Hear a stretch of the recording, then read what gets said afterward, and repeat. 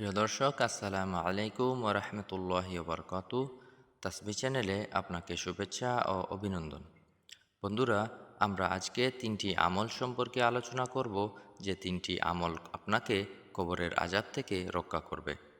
আব্দুল কাইয়ুম রাহিমাহুমুল্লাহ উনার কিতাব আর রুহের মধ্যে তিনটি আমলের কথা বর্ণনা করেছেন, যে তিনটি আমল করলে আল্লাহ পাক কবরের আযাব থেকে আপনাকে হেফাজত করবেন। কবরের আযাব অত্যন্ত ভয়াবহ আযাব, যা আমাদের কারো পক্ষে সহ্য করা সম্ভব না। তাই আমরা সকলে চেষ্টা করব এই তিনটি আমল করার, যে তিনটি আমল করলে কবরের আযাব থেকে আল্লাহ পাক আমাদের রক্ষা করবেন। প্রথম আমলটি হচ্ছে সকল হারাম কাজ থেকে নিজেকে বিরত রাখা, বিশেষ করে চুগলখড়ি থেকে, একের কথা অন্যের কাছে লাগানো থেকে বিরত থাকা, মিথ্যা কথা বলা, সুদ ও জিনা থেকে নিজেকে হেফাজত রাখা, ইস্তেঞ্জার পর পরিপূর্ণ পবিত্রতা অর্জন করা, নিয়মিত কোরআন তেলাওয়াত করা, 5 ওয়াক্ত নামাজ সময় মতো আদায় করা।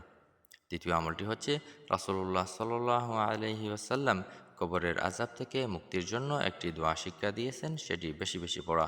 আল্লাহুম্মা ইন্নী আউযু বিকা মিন আযাবিল কবর, অর্থাৎ হে আল্লাহ, আমি আপনার কাছে কবরের আযাব থেকে আশ্রয় চাই, আমি আপনার কাছে কবরের আযাব থেকে ফানাহ চাই, আমি আপনার কাছে কবরের আযাব থেকে সাহায্য চাই।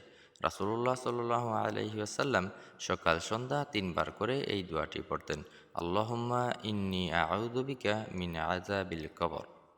অনেক সময় নামাজের শেষে সালাম ফেরানোর আগেও তিনি দোয়াটি পড়তেন। আমরা সকাল সন্ধ্যা দোয়াটি 3 বার করে পড়ব, এবং সর্বদা জাহান্নামের কথা স্মরণ হলে আমরা এই দোয়াটি পড়ব ইনশাআল্লাহ। এই দোয়ার বরকতে আল্লাহ পাক আমাদের কবরের আযাব থেকে হেফাজত করবেন।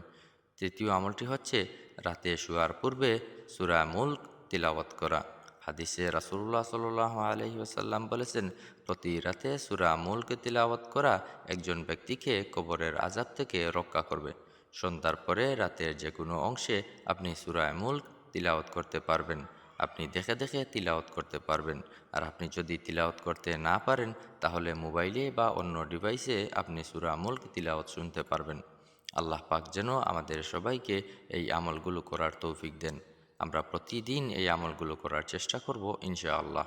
বন্ধুরা, প্রতিদিন এরকম ভিডিও পেতে তাসবিহ চ্যানেলকে সাবস্ক্রাইব করে পাশে থাকবেন। ভিডিওটি ভালো লাগলে লাইক এবং কমেন্ট করবেন, বন্ধুদের সাথে অবশ্যই শেয়ার করবেন। দেখা হবে পরবর্তী ভিডিও নিয়ে। আসসালামু আলাইকুম ওয়া রাহমাতুল্লাহি ওয়া বারাকাতুহু।